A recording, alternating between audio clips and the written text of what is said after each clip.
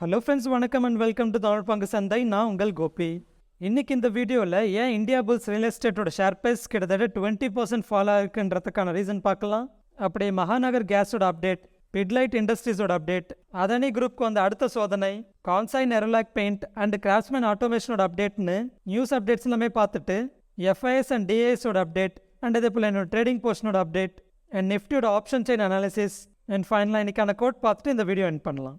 Okay, இன்னைக்கு Nifty 50 பார்த்தீங்கன்னா almost 1.55 points increase ஆகி 0.01% பாசிட்டிவ் உள்ள 18,265ல் க்ளோஸ் ஆயிருக்கு.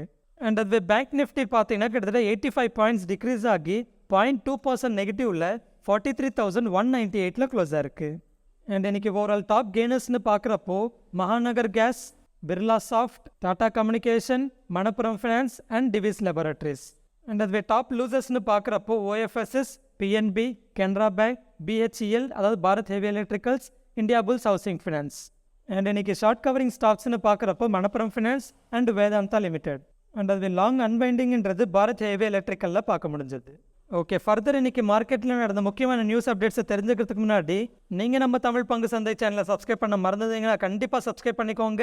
அப்படியே மார்க்கெட் டைமிங்கில் லைவ் நியூஸ் அப்டேட்ஸை தெரிஞ்சுக்கணுன்னா நம்மளோட இந்த வீடியோ டிஸ்கிரிப்ஷனில் இருக்க டெலிகிராம் லிங்கை கிளிக் பண்ணி டெலிகிராம் சேனலில் ஜாயின் பண்ணிக்கோங்க.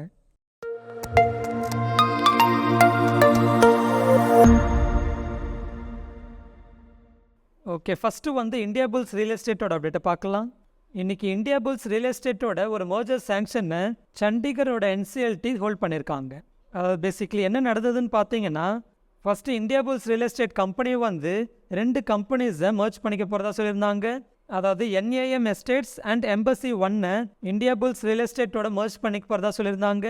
அண்ட் அந்த மர்ஜருக்கு ஏப்ரல் 2022லேயே பெங்களூருவோட என்சிஎல்டி சாங்ஷன் கொடுத்துருந்தாங்க. ஆனால் அந்த மர்ஜருக்கு அகெயின்ஸ்டாக மைனாரிட்டி ஷேர் ஹோல்டர்ஸ் வந்து அப்பீல் பண்ணியிருந்தாங்க. அண்ட் ஈவன் இன்கம் டேக்ஸ் டிபார்ட்மெண்ட்டும் சில அப்ஜெக்ஷன்ஸை ரைஸ் பண்ணியிருந்தாங்க. ஸோ அந்த மர்ஜர் சாங்ஷனை இன்னைக்கு என்சிஎல்டியோட சண்டிகர் பெஞ்ச் வித் ஹெல்ட் பண்ணியிருக்காங்க, அதாவது ஹோல்ட் பண்ணியிருக்காங்க. ஸோ இதனால் இந்தியாபுல்ஸ் ரியல் எஸ்டேட்டோட மர்ஜர்ன்றது டிலே ஆகும். அண்ட் இதை பற்றி இந்தியாபுல்ஸ் ரியல் எஸ்டேட் கம்பெனி என்ன சொல்லியிருக்காங்கன்னா, எங்களோட இந்த மர்ஜருக்கு அகெயின்ஸ்டாக என்சிஎல்டியோட சண்டிகர் பெஞ்ச் கொடுத்த அப்ஜெக்ஷன்ஸ் அண்ட் கன்சர்ன்ஸ் எல்லாமே அன்ஜஸ்டிஃபைடாகவும் இருக்குது. அண்ட் இதே போல் இந்த மர்ஜருக்கு எந்த விதத்துலையும் சம்மந்தம் இல்லாமல் இருக்குன்னு சொல்லியிருக்காங்க. ஸோ அதனால் இது ரிலேட்டட் அப்பீல் பண்ணுவோம்னு சொல்லியிருக்காங்க. எனிவே ஓவரால் இந்த அப்டேட்க்கு அப்புறமா இந்தியாபுல்ஸ் ரியல் எஸ்டேட்டோட மர்ஜர்ன்றது டிலே இருக்குது. அண்ட் இன்னைக்கு இதோட அப்டேட் வரதுக்கு முன்னாடி இந்தியாபுல்ஸ் ரியல் எஸ்டேட்டோட ஷேர் ப்ரைஸ் பார்த்தீங்கன்னா ஆல்மோஸ்ட் 10% ஃபால் ஆயிருந்தது. அண்ட் இந்த அப்டேட் வந்ததுமே இதோட ஷேர் ப்ரைஸ் ஆல்மோஸ்ட் 20% ஃபால் ஆகி லோவர் சைக்கிட்டு ஹிட் பண்ணியிருக்கு. ஓகே, அடுத்து பிட்லைட் இண்டஸ்ட்ரீஸோட அப்டேட்டை பார்க்கலாம். நம்மளோட டெலிகிராம் சேனலில் ஷேர் பண்ணுற ரிசல்ட் டெம்ப்ளேட் வழியாக பிட்லைட் இண்டஸ்ட்ரீஸோட Q4 ரிசல்ட்ஸை பார்க்குறப்போ போத் ரெவன்யூ அண்ட் ப்ராஃபிட் எல்லாமே பார்த்தீங்கன்னா போன குவார்ட்டரோட கம்பேர் பண்ணுறப்போ இந்த Q4ல் டிக்ளைன் ஆயிருக்கு. அண்ட் அதுவே போன வருஷத்தோட கம்பேர் பண்ணுறப்போ இம்ப்ரூவ் ஆயிருக்கு. அண்ட் அதே போல் ஆப்ரேட்டிங் ப்ராஃபிட் மார்ஜின்றது even quarter and quarter compare பண்ணுறப்பவும் பெருசாக இம்பாக்ட் ஆகலை. அண்ட் ப்ரமோட்டர்ஸ் இந்த குவார்ட்டரில் அவங்களோட ஸ்டேக்கை கொஞ்சமாக இன்க்ரீஸ் பண்ணியிருக்காங்க. எனிவே ஓவரால் ரிசல்ட்ஸ்னு பார்க்குறப்போ வீக்காக வந்திருக்குன்னே சொல்லணும். அண்ட் கம்பெனி வந்து டெக்கரேட்டிவ் பெயிண்ட் செக்மெண்ட்லையும் என்ட்ராக இருக்காங்க. ஸோ பெயிண்ட் இண்டஸ்ட்ரியோட காம்படிஷன்னால இவங்களுக்கு இனிஷியலாக அதிலிருந்து ப்ரெஷர் வரத்துக்கே வாய்ப்பு இருக்கும். அண்ட் அதுவே இந்த Q4 ரிசல்ட்ஸை பற்றி கம்பெனி என்ன சொல்லியிருக்காங்கன்னு பார்க்குறப்போ இந்த Q1லேருந்தே க்ரோத்ன்றது திரும்ப வரும்னு சொல்லியிருக்காங்க. அண்ட் அடுத்து இந்த ஃபினான்ஷியல் 2024 வால்யூம் க்ரோத்ன்றது டபுள் டிஜிட்டில் இருக்கும்னு சொல்லியிருக்காங்க. அண்ட் மார்ஜின் கைடன்ஸை அரௌண்ட் 20 to 24% கொடுத்துருக்காங்க. ஸோ இப்படி Q4 ரிசல்ட்ஸ் வீக்காக இருந்தாலும் Q1லேருந்து ஓரளவுக்கு நாங்கள் பாசிட்டிவாக மாறுவோன்ற மாதிரி கம்பெனி கமெண்ட் பண்ணியிருக்காங்க. ஸோ இந்த ஓவரால் அப்டேட்க்கு அப்புறமா இன்னைக்கு நெகட்டிவாக ஸ்டார்ட் ஆன பிட்லைட் இண்டஸ்ட்ரீஸோட share price end of the day almost 0.86% பாசிட்டிவாக க்ளோஸ் ஆயிருக்கு. ஓகே, அடுத்து மகாநகர் கேஸோட அப்டேட்டை பார்க்கலாம். மகாநகர் கேஸோட Q4 ரிசல்ட்ஸை போன குவார்ட்டரோட கம்பேர் பண்ணுறப்போ ரெவன்யூ என்னவோ அரௌண்ட் 3.7% டிக்ளைன் ஆயிருக்கு.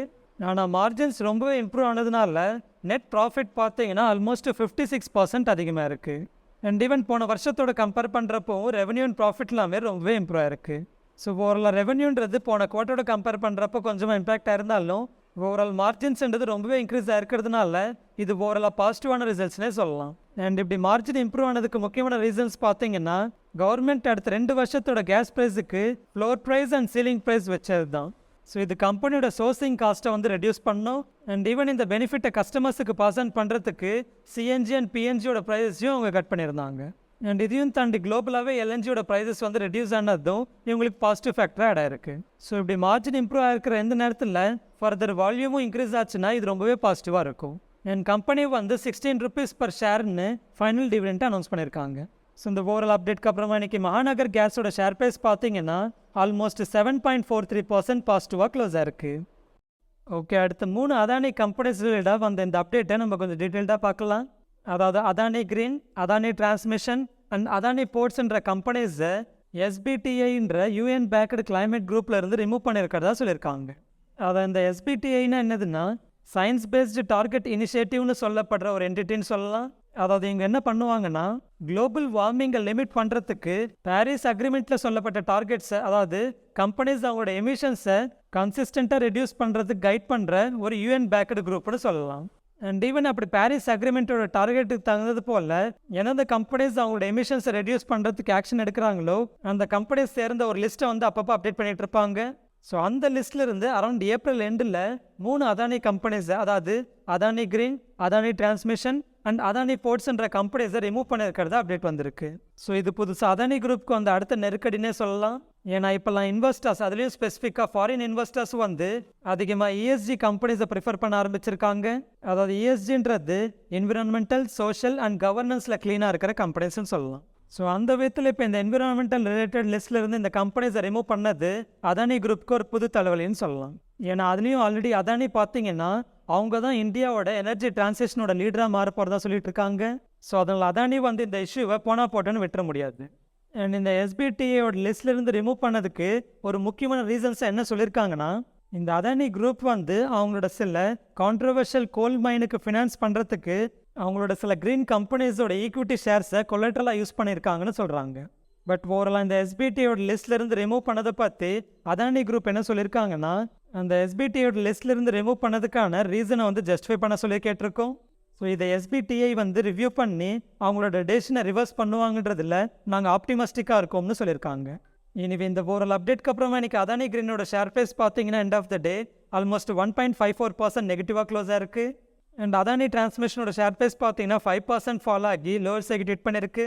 அண்ட் அது அதானி போர்ட்ஸோட ஷேர் ப்ரைஸ் பார்த்தீங்கன்னா ஆல்மோஸ்ட் 0.79% பாசிட்டிவாக க்ளோஸ் ஆயிருக்கு. ஓகே, அடுத்து கிராஃப்ட்ஸ்மேன் ஆட்டோமேஷனோட Q4 ரிசல்ட்ஸும் பார்த்தீங்கன்னா பாசிட்டிவாகவே இருந்தது. அதாவது அவங்களோட இந்த Q4 ரிசல்ட்ஸை both quarter and quarter compare பண்ணுறப்பவும் and year on year compare பண்ணுறப்பவும் போத் ரெவன்யூ அண்ட் ப்ராஃபிட் எல்லாமே நல்லாவே இம்ப்ரூவ் ஆயிருக்கு. ஸோ இந்த அப்டேட்க்கு அப்புறமா இன்றைக்கி கிராஃப்ட்ஸ்மேன் ஆட்டோமேஷனோட ஷேர் ப்ரைஸ் பார்த்தீங்கன்னா end of the day almost 4.69% பாசிட்டிவாக க்ளோஸ் ஆயிருக்கு. ஓகே, அடுத்து கான்சை nerolac பெயிண்டோட அப்டேட்டை பார்க்கலாம். இவங்களோட Q4 ரிசல்ட்ஸ் பார்த்தீங்கன்னா குவார்டர் அண்ட் குவார்டர் கம்பேர் பண்ணுறப்போ வீக்காக இருந்திருக்கு. ஆனால் போன வருஷத்தோட கம்பேர் பண்ணுறப்போ ஓரளவுக்கு நல்லாவே பாசிட்டிவாக இருக்குது. என் மார்ஜின்ஸும் பார்த்தீங்கன்னா போன வருஷத்தை விட ரொம்பவே இன்க்ரீஸ் ஆகிருக்கு. ஆனால் போன குவார்ட்டரை விட லைட்டாக இம்பாக்டாக இருக்குது. அண்ட் கம்பெனி அப்படியே போனஸ் ஷேர்ஸை இஷ்யூ பண்ணுறதுக்கும் அப்ரூவ் பண்ணியிருக்காங்க. அண்ட் அந்த போனஸை 1:2 ரேஷியோவில் அப்ரூவ் பண்ணியிருக்காங்க. அதாவது 2 ஷேர்ஸ் ஹோல்ட் பண்ணுறவங்களுக்கு ஒரு ஃப்ரீ போனஸ் ஷேர்ஸை இஷ்யூ பண்ணுவாங்க. எனிவே ஓவராலாக ரிசல்ட்ஸ்னு பார்த்தீங்கன்னா கொஞ்சம் வீக்காக தான் இருக்குன்னு சொல்லணும். So end of the day Kansai nerolac பெயிண்டோட ஷேர் ப்ரைஸ் பார்த்தீங்கன்னா ஆல்மோஸ்ட் 1.43% நெகட்டிவாக க்ளோஸ் ஆயிருக்கு. ஓகே, அடுத்து FIS அண்ட் DISோட டேட்டா பார்க்கலாம். இன்றைக்கும் FIS பார்த்தீங்கன்னா கண்டினியூஸாக 9th டேவாக பையிங் பண்ணிகிட்டு இருக்காங்க. அதாவது இன்றைக்கி FIS பார்த்தீங்கன்னா கிட்டத்தட்ட 1942 crores அளவுக்கு நெட் பையிங் பண்ணியிருக்காங்க. அண்ட் அதுவே DISம் பார்த்தீங்கன்னா 404 crores அளவுக்கு நெட் பையிங் பண்ணியிருக்காங்க. அடுத்து இன்றைக்கான என்னோட ட்ரேடிங் போர்ஷனோட அப்டேட்னு பார்க்குறப்போ இன்றைக்கி என்னோட ட்ரேடிங் போர்ஷனோட ஓவரால் MTM ப்ராஃபிட்ன்றது ஆல்மோஸ்ட் 21,000 இருக்குது. அடுத்து இந்த வாரம் எக்ஸ்பைரி ஆகிற நிஃப்டியோட ஆப்ஷன் செயின் பார்க்குறப்போ கால் ஆப்ஷன் சைடில் அதிகமான ஓப்பன் இன்ட்ரெஸ்ட்ன்றது இப்போ இமிடியட்டாக 18,500 ஸ்ட்ரைக் ப்ரைஸில் பில்டாக இருக்குது. அண்ட் அதே போல் புட் ஆப்ஷன் சைடில் அதிகமான ஓப்பன் இன்ட்ரெஸ்ட்ன்றது இப்போ இமிடியட்டாக 18,000 ஸ்ட்ரைக் ப்ரைஸில் பில்டாக இருக்குது. ஸோ இதோட டேட்டா படி பார்க்குறப்போ அடுத்து Nifty 50ன்றது 18,000லேருந்து 18,500க்குள்ளே இருக்கும்னு எதிர்பார்க்கலாம். ஓகே, ஃபைனலாக இன்றைக்கான கோட் பார்த்தீங்கன்னா the stomach is far better than the brain, it signals when empty. So இதுக்கான மீனிங் எல்லாருக்குமே புரிஞ்சிருக்கும்னு நினைக்கிறேன். ஸோ இதில் அவங்களோட கருத்து இருந்தால் கமெண்ட் பண்ணுங்கள். நாளைக்கு இன்னொரு இன்ட்ரெஸ்டிங் வீடியோவில் சந்திக்கலாம். Take care.